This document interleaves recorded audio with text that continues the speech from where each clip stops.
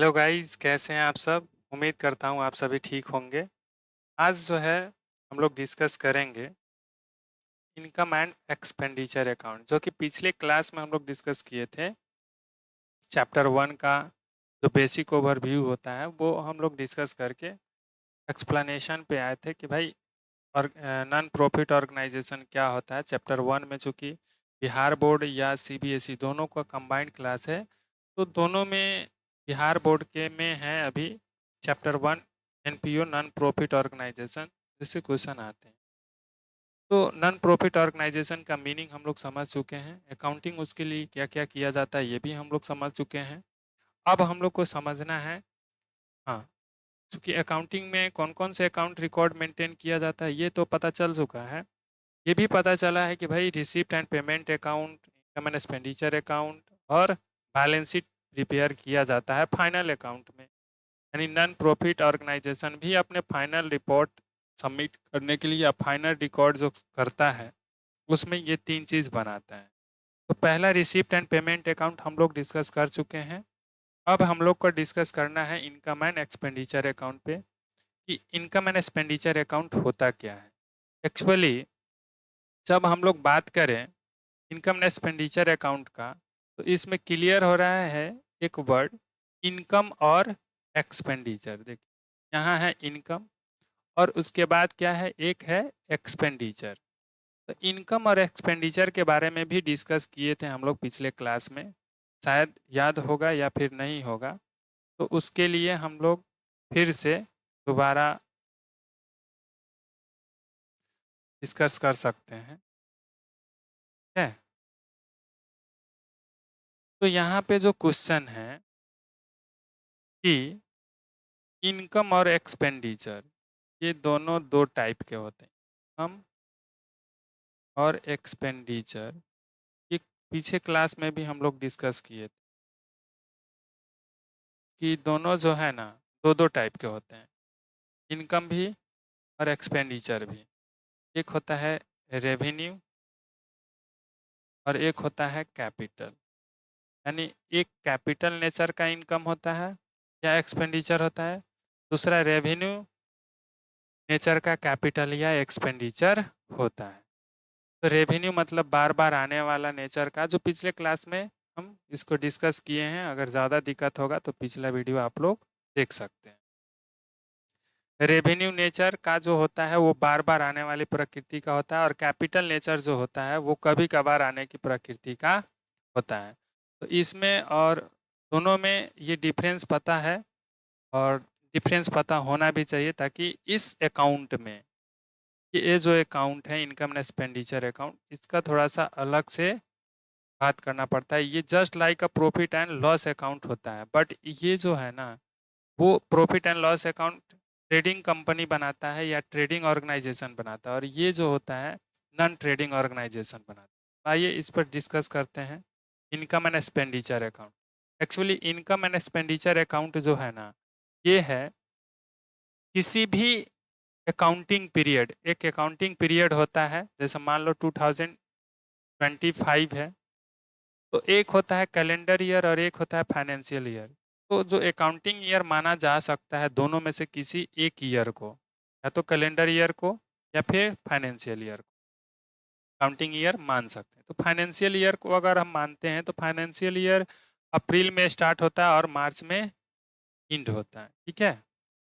तो किसी भी अकाउंटिंग ईयर के जब पीरियड ख़त्म होते हैं उस टाइम पे इनकम एंड एक्सपेंडिचर अकाउंट को बनाया जाता है। इसलिए बनाया जाता है ताकि उस अकाउंटिंग पीरियड का हमें इनकम और एक्सपेंडिचर का पता चल सके, यानी इनकम ज़्यादा हुआ है या फिर एक्सपेंडिचर ज़्यादा हुआ है, इसका पता करने के लिए हम इनकम एंड एक्सपेंडिचर अकाउंट को प्रिपेयर करते हैं। एक्चुअली में इनकम एंड एक्सपेंडिचर अकाउंट जो होता है वो एक नॉमिनल अकाउंट होता है। ये इक्विवेलेंट होता है profit and loss account of the business firm और बिजनेस ऑर्गेनाइजेशन। ये बिजनेस ऑर्गेनाइजेशन के प्रॉफिट एंड लॉस अकाउंट के बराबर होता है या उसी के तरह होता है। Since non profit organisation are not form for the purpose of profit, ये प्रॉफिट के पॉइंट ऑफ व्यू से नहीं बना रहता है, इसलिए they do not prepare profit and loss account. ये प्रॉफिट एंड लॉस अकाउंट नहीं बनाता है, राइट। तो यहाँ पे हम लोग ये डिस्कस करेंगे इनकम एंड एक्सपेंडिचर अकाउंट का बाय पीडीएफ। तो यहाँ वही लिखा है कि इनकम एंड एक्सपेंडिचर अकाउंट है is a nominal account, it is equivalent to the profit and loss account of business firm. Business firm के प्रॉफिट एंड लॉस अकाउंट की तरह होता है, सिंस चूंकि non profit organisation form for the not form for the purpose of earning profit, ये profit earning करने के point of view से ये नहीं बनाया गया होता है profit and non profit organisation को। They do not prepare profit and loss account, इसलिए वे प्रॉफिट एंड लॉस अकाउंट नहीं बनाते हैं।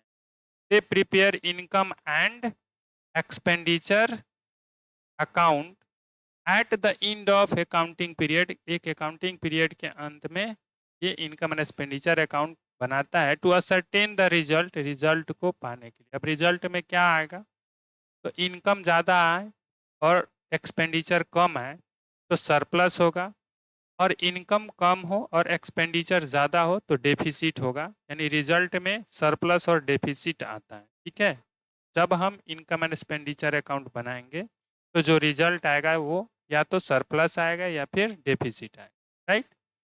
आगे चलते हैं। Incomes are show on the credit side, incomes को जो है इनकम एंड एक्सपेंडिचर अकाउंट के क्रेडिट साइड में शो किया जाता है, and expenses on the debit side, expenses को डेबिट साइड में शो किया जाता है। The difference between the two sides, दोनों साइड के जो डिफरेंस होता है, इज आइदर सरप्लस और डेफिसिट, या तो सरप्लस होगा या फिर डेफिसिट होगा।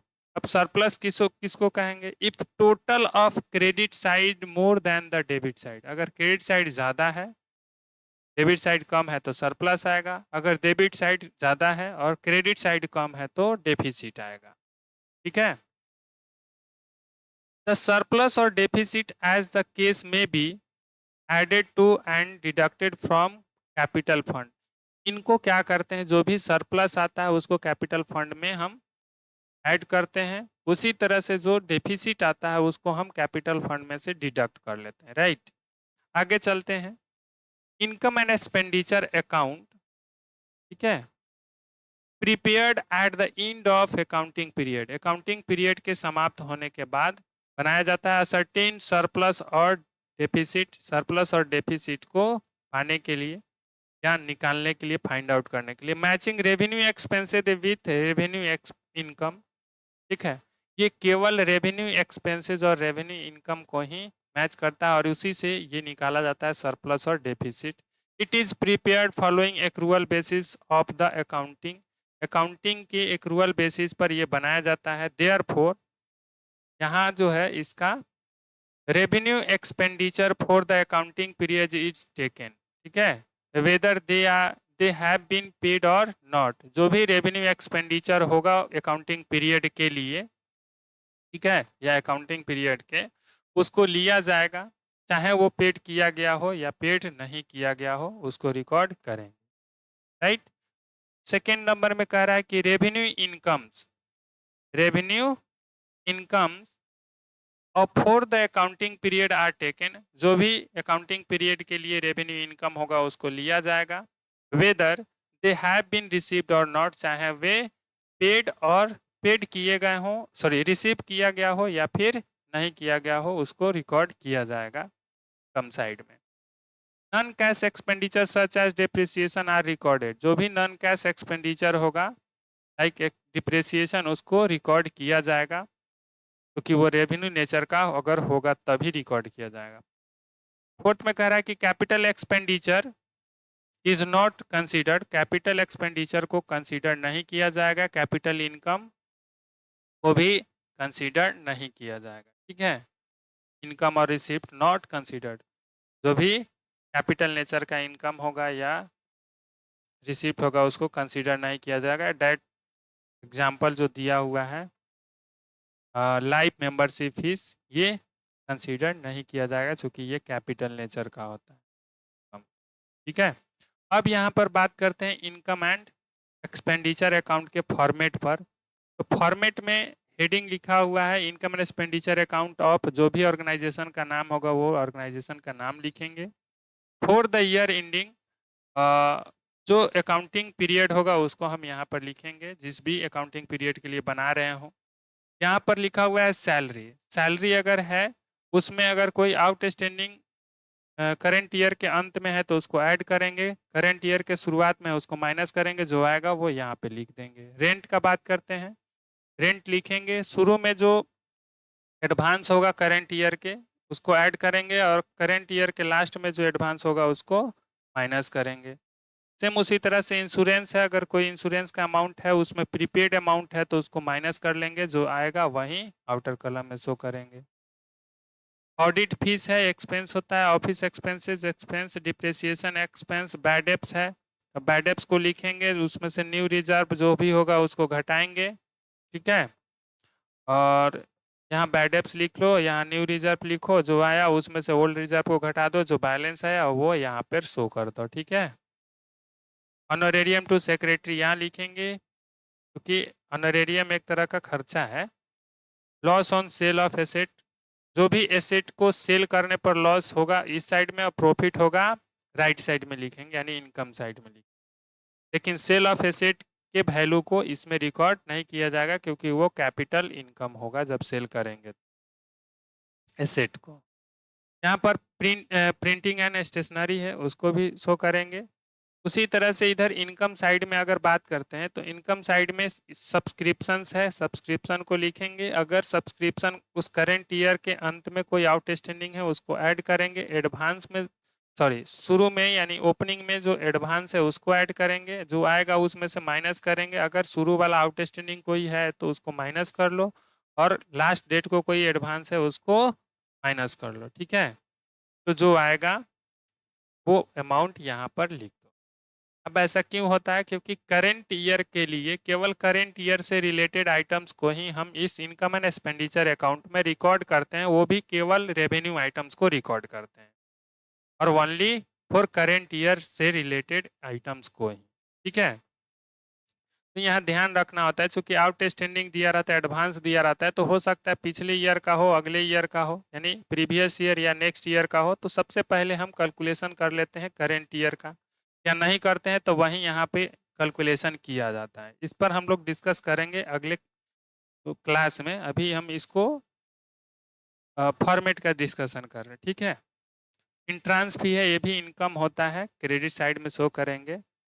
डोनेशंस है, ये भी इनकम है। अच्छा, यहीं पे डोनेशन अगर स्पेसिफिक डोनेशंस हो जाए तो इसको यहाँ नहीं लिखेंगे, उसको बैलेंस शीट में लिखेंगे, क्योंकि स्पेसिफिक डोनेशन जो होता है वो कैपिटल रिसिप्ट होता है, राइट।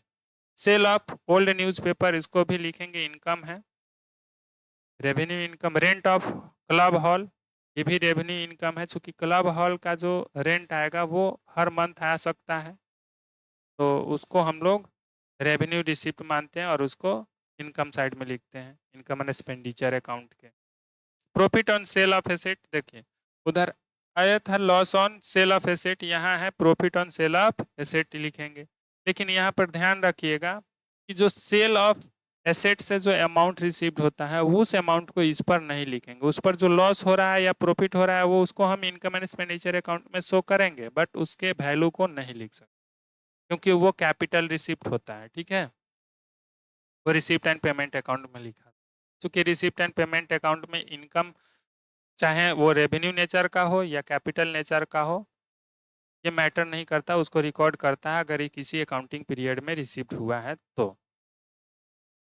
यहाँ पे सन्ड्री रिसिप्ट, अगर कोई विभिन्न प्रकार के अलग अलग रिसिप्ट होंगे तो उनको भी लिखा जाएगा। अब क्या है, दोनों साइड में लिख दिए। अब दोनों साइड में से जो ज़्यादा होगा पहले उसको हम ऐड करेंगे और लिखेंगे, ठीक है, दोनों तरफ। और मान लो अगर डेबिट ज़्यादा तो क्रेडिट साइड में डेफिसिट आएगा, अगर क्रेडिट ज़्यादा तो डेबिट साइड में सरप्लस आएगा, ठीक है। अब डेफिसिट और सरप्लस का दूसरा नाम होता है एक्सेस ऑफ, डेफिसिट का दूसरा नाम क्या होता है कि excess of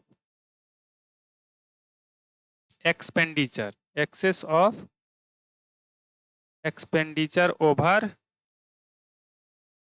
income, over income, right. उसी तरह से यहाँ पर एक्सेस ऑफ इनकम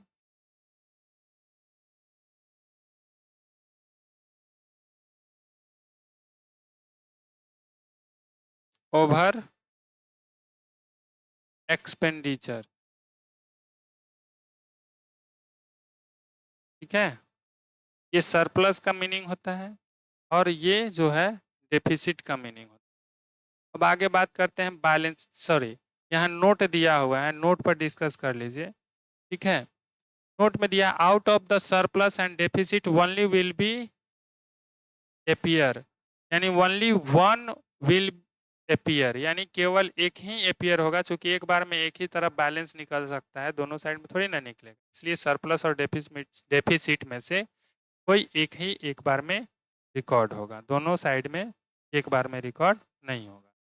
अब है बैलेंस शीट। बैलेंस शीट क्या होता है, तो बैलेंस शीट का बात करते हैं। Balance sheet is a statement that shows the financial position of organization at a particular date, किसी पार्टिकुलर डेट पर किसी फाइनेंशियल ऑर्गेनाइजेशंस के फाइनेंशियल पोजीशंस को शो करने वाला जो स्टेटमेंट होता है, उसी स्टेटमेंट को हम लोग बैलेंस शीट कहते हैं। The method of preparing the balance sheet of a not for profit organization is similar to that of the business firm और business organization, यानी नॉट फॉर प्रॉफिट ऑर्गेनाइजेशन के जो बैलेंस शीट बनाने के method होते हैं सेम उसी तरह होता है, just like a business firm और बिजनेस ऑर्गेनाइजेशन के मेथड के तरह ही नॉट फॉर प्रॉफिट ऑर्गेनाइजेशन के बैलेंस शीट बनाने के मेथड होते हैं। It is prepared eight the end of the accounting period, accounting period के लास्ट डेट को बनाया जाता है after preparing income and expenditure account, income and expenditure account बनाने के बाद। The balance sheet showed asset liabilities and capital fund to the of the firm, ये firm के कैपिटल फंड, एसेट और लाइबिलिटीज को शो करता है। Capital fund and liabilities are show on the left side of the balance sheet and so on the right side of the balance sheet asset, यानी left side में capital और liabilities को show किया जाता है, right side में asset को show किया जाता है, राइट। द सरप्लस और deficit as ascertain from the income and expenditure account is transfer to the capital fund, जो भी इनकम एंड एक्सपेंडिचर अकाउंट से सरप्लस या डेफिसिट फाउंड किए रहते हैं उसको कैपिटल फंड में ट्रांसफर कर देते हैं। अगर सरप्लस रहता है तो ऐड कर देते हैं और डेफिसिट रहता है तो माइनस कर देते हैं। Where opening balance of capital fund is not given, अगर कैपिटल फंड का ओपनिंग बैलेंस नहीं दिया हो, the same is arrived at by preparing the opening balance sheet, अगर ओपनिंग बैलेंस शीट बनाते हैं तो हमारा ओपनिंग कैपिटल फंड निकल जाता है। Opening capital fund is the excess of asset in the beginning over liabilities in the beginning, यानी asset जो है ना, शुरू के एसेट जो है, शुरू के लाइबिलिटीज पर जितना ज़्यादा होगा उसी को हम लोग क्या कहेंगे, कैपिटल फंड कहेंगे, ठीक है, ओपनिंग डेट पे। तो ओपनिंग डेट पे ओपनिंग एसेट और ओपनिंग लाइबिलिटीज के डिफरेंस जो होगा वही कैपिटल फंड कहलाएगा, right. Balance sheet of dot dot dot, यानी बैलेंस शीट के फॉर्मेट का बात करते हैं तो बैलेंस शीट का फॉर्मेट यहाँ लिखेंगे, जिस भी ऑर्गेनाइजेशन का होगा उसका नाम लिखेंगे, एज ऑन, जिस डेट पर बना रहे होंगे उस डेट पर लिखेंगे, ठीक है। फॉर्मेट में इधर लेफ्ट साइड में कैपिटल एंड लाइबिलिटीज है, एसेट साइड में प्रॉपर्टीज है, राइट। तो कैपिटल फंड यहाँ लिखेंगे, जो सरप्लस होगा उसको ऐड करेंगे, जो अमाउंट आएगा उसको बाहर लिखेंगे। एक बार में या तो सरप्लस ही आ सकता है या फिर डेफिसिट आ सकता है। दूसरा कंडीशन कि जब सरप्लस ना हो तो कैपिटल फंड लिखकर यहाँ डेफिसिट लिखेंगे और माइनस करेंगे, जो आइटम जो अमाउंट आएगा वो यहाँ पे शो कर देंगे। आगे बात करते हैं डोनेशन है, डोनेशन फॉर स्पेसिफिक फंड, ये पार्टिकुलर फंड के लिए ये डोनेशन आएगा तो इसको हम लोग लाइबिलिटी साइड में शो करते हैं, यानी इनकम एंड एक्सपेंडिचर अकाउंट में शो नहीं करते हैं। लेजेसी है, इंडोमेंट फंड है, एडमिशन फी है, लोन फ्रॉम लोन या बैंक ओवरड्राफ्ट है, क्रेडिटर या बिल्स पेबल होगा, यहाँ रिसीवेबल नहीं होगा, ये गलती से लिख दिया है, रिसीवेबल, बिल्स पेबल, जो भी होगा अमाउंट यहाँ शो करेंगे। आउटस्टैंडिंग एक्सपेंसेस होगा वो भी यहाँ शो करेंगे, क्योंकि वो लाइबिलिटीज होता है, एडवांस इनकम होता है, वो भी यहाँ शो करेंगे। और ये एसेस जो है गलती से लिखा चुका है। एसेट साइड में बात करते हैं, कैश इन हैंड होगा, कैश एट बैंक होगा, मशीनरी होगा, उस पर डिप्रेसिएशन जो होगा उसको माइनस कर लेंगे, इन्वेस्टमेंट रखेंगे, बिल्डिंग, फर्नीचर, फिक्चर्स, डेटर्स जो भी होगा यहाँ शो करेंगे, उसमें न्यू रिजर्व ऐड करेंगे, ओल्ड रिजर्व को माइनस कर देंगे, जो आएगा यहाँ लिख देंगे। ठीक है। प्रीपेड एडवांस या एक्सपेंसेस जो होगा वो एसेट होता है, एसेट साइड में शो करेंगे यहाँ पे। उसी तरह से बात करते हैं क्लोजिंग स्टॉक का, आउटस्टैंडिंग इनकम का, उसको भी यहाँ शो करेंगे, और क्लोजिंग स्टॉक जो होगा उसको यहाँ शो करेंगे। राइट। अब दोनों साइड को हम ऐड करेंगे, दोनों साइड इक्वल ही आना चाहिए। दैट मीन्स हमारा बैलेंस शीट सही है, अदरवाइज कहीं ना कहीं तो फॉल्ट हुआ है अगर इक्वल नहीं आता है तो। अब बात करते हैं statement of subscription for the current year. चूँकि हम आपसे बात किए थे कि इनकम एंड एक्सपेंडिचर अकाउंट में जो भी आइटम शो किए जाते हैं वो केवल करेंट ईयर से रिलेटेड ही आइटम्स को शो किया जाता है। तो सब्सक्रिप्शन एक इनकम है, और इनकम को हम इनकम एंड एक्सपेंडिचर अकाउंट में जब शो करने जाएंगे तो सबसे पहले हमें रिक्वायरमेंट होगा कि भाई करेंट ईयर का सब्सक्रिप्शन कितना है इसको जाने, और फिर उसी को हम उसमें रिकॉर्ड करें। ठीक है। तो सब total subscription receive during the year, यानी उसका एक फॉर्मेट है कि कैसे हम करेंट ईयर के लिए सब्सक्रिप्शन का कैलकुलेशन करें, कैसे एक स्टेटमेंट बनाएं। तो यहाँ पर है कि total subscription receive during the year, पूरे वर्ष में जो हमारा सब्सक्रिप्शन रिसीव्ड हुआ है उसको यहाँ लिख देंगे। Outstanding subscription eight the end of the current year के लास्ट में जो आउटस्टैंडिंग सब्सक्रिप्शन होगा उसको ऐड करेंगे। Advance subscription received in previous year, अगर प्रीवियस ईयर में कोई एडवांस सब्सक्रिप्शन मिला रहा होगा उसको हम यहाँ पे ऐड कर देंगे। ऐड उसी आइटम्स को करते हैं जो करेंट ईयर से रिलेटेड होता है, लेस उसी आइटम को करते हैं जो करेंट ईयर से रिलेटेड नहीं होता। तो outstanding subscription at the beginning of the current year के शुरू में ही आउटस्टैंडिंग है, इट मीन्स ये प्रीवियस ईयर से रिलेटेड है, इसको लेस करेंगे। ठीक है। Advance subscription received eight the end of the current year, advance subscription जो है करेंट ईयर के लास्ट डेट को है, इट मीन्स ये नेक्स्ट ईयर के लिए है, इसको भी हम लेस करेंगे। ठीक है। जो करेंट ईयर से रिलेटेड नहीं होगा उसको लेस कर देंगे। यहाँ पे दोनों को लेस करने वाले आइटम को ऐड करके यहाँ लेस करेंगे, इसमें से जो आएगा वो यहाँ पे लिख दिया जाएगा। Total subscription of for current year to be to income and expenditure account, ये इसको इनकम एंड एक्सपेंडिचर अकाउंट में रिकॉर्ड किया जाएगा, ये गलती लिखा हुआ है। ठीक है। यहाँ पे लिख सकते हैं total subscription of current year. ठीक है। Transfer to income and expenditure account, या ट्रांसफर या show in income and expenditure account, income and expenditure account में शो किया जा सकता है। तो यहाँ पे गलती थी। ठीक है। या फिर इसका मीनिंग भी होता है accounting year to be to income and expenditure, जो इनकम एंड एक्सपेंडिचर अकाउंट में ट्रांसफर किया जाएगा या लिखा जाएगा। आउटस्टैंडिंग का मतलब यानी ओ ऑब्लिक एस का मतलब होता है आउटस्टैंडिंग, ये एब्रीविएशन इसका लिख दिया गया है, कोई गलत बात नहीं है। तो ये रहा हमारा इनकम एंड एक्सपेंडिचर अकाउंट और बैलेंस शीट और फिर सब्सक्रिप्शन। तो इस पर फिर से सब्सक्रिप्शन का जो करंट ईयर के लिए हम लोग कैलकुलेशन करते हैं उस पर जब तक हम लोग प्रैक्टिकल क्वेश्चन नहीं बनाएंगे तब तक समझ में नहीं आएगा। एक बनाकर देखा जाएगा नेक्स्ट वीडियो में, और उस नेक्स्ट वीडियो में ये भी बात किया जाएगा कि भाई जो मेडिसिन कंज्यूम यानी कंज्यूमेबल गुड्स के जो कैलकुलेशन होते हैं वो कैसे होते हैं, उसका फॉर्मेट क्या होता है, उस पर भी डिस्कस करेंगे। तो 1 to 1 करके जो भी प्रॉब्लम्स आएगा उसका सॉल्यूशन हम लोग इस लेक्चर में करते रहेंगे 1 to 1 करके। आज के सेशन में इतना ही, मिलते हैं फिर नेक्स्ट सेशन में, तब तक के लिए बाय।